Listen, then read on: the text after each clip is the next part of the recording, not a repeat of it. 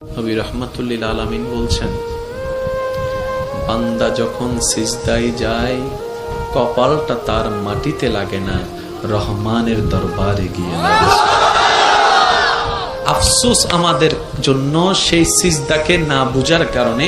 আপনাদের মসজিদেও হয়তো অনেকবার আপনারা লক্ষ্য করেছেন, রুকুতে না হয় সিজদাতে না হয় বৈঠকে ইমাম যদি কোনো রকম একটু দেরি করে, 5-10 সেকেন্ড যদি একটু সালাম ফিরাতে দেরি করে কিংবা উঠতে দেরি করে, পিছন থেকে একটা কাশি নামক মিসকল চলে আসে।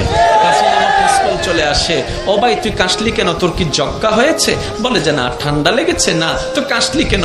বলে যে হুজুরকে একটু সিগন্যাল দিলাম। কিসের সিগন্যাল? বলে যে আমার 3 তাসবিহ শেষ হয়েছে। হুজুর আপনারটা শেষ হলে আপনি এবার তুলতে পারেন, আপনি এবার মাথাটা তুলতে পারেন, আপনি এবার মাথাটা তুলতে পারেন। হুজুর আমার তাশাহুদ শেষ হয়েছে, দরুদ শেষ হয়েছে, আপনার শেষ হলে আপনি এবার সালামটা ফিরাতে পারেন। কিরে ভাই, নামাজ তো মওলার সামনে দাঁড়ানোর একটা সুবর্ণ সুযোগের নাম, নামাজ তো গুনাহ মাফের একটা জারিয়ার নাম, নামাজ তো রবের রহমত পাওয়ার একটা জারিয়ার নাম। এখানে এসে তুই তাড়াতাড়ি করছিস কেন? বলে যে আফসোস, আমি নামাজটা জেনেছি, বুঝার মতো বুঝতে পারি। জেনেছে তারা শুধু সপ্তাহে জুমার দিন যায়, আজকে যেমন গিয়েছে 2 রাকাতের জন্য।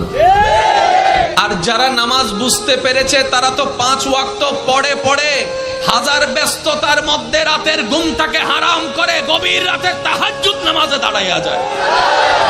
কাউকে টেনে মসজিদে আনা যায় না।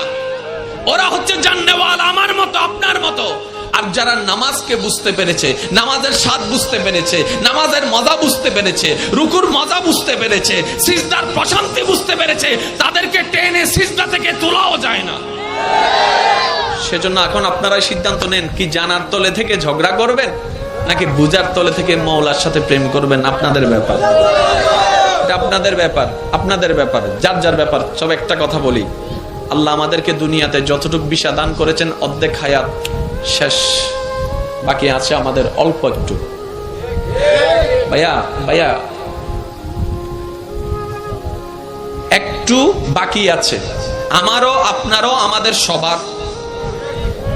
মরার সময় অন্তত এমন কিছু রেখে যেন না, যেন এলাকার মানুষ আপনার মৃত্যুর সংবাদটা শুনে আলহামদুলিল্লাহ বলে। এমন কিছু রেখে যেন না, যেন আপনার ছেলেরা, আপনার নাতিরা আপনার নাম শুনলে যেন লানত দেয়। এটা জীবন নয়, এটা জীবন নয়, এটা জীবন নয়। এমন একটা জীবন বানান যেন আপনার মৃত্যুর সংবাদটা শুধু আপনার পরিবারের মুখে, চোখের মধ্যে মলিনতা আর অশ্রু আনবে না, শুধু